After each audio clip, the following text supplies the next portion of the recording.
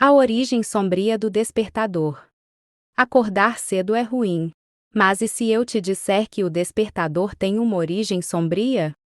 Os primeiros despertadores foram criados durante a Revolução Industrial, não para ajudar as pessoas, mas para garantir que elas acordassem para trabalhar nas fábricas. Era um instrumento de controle, não de praticidade. Alguns eram programados pelas próprias empresas. O despertador não foi feito para te ajudar, foi feito para te controlar.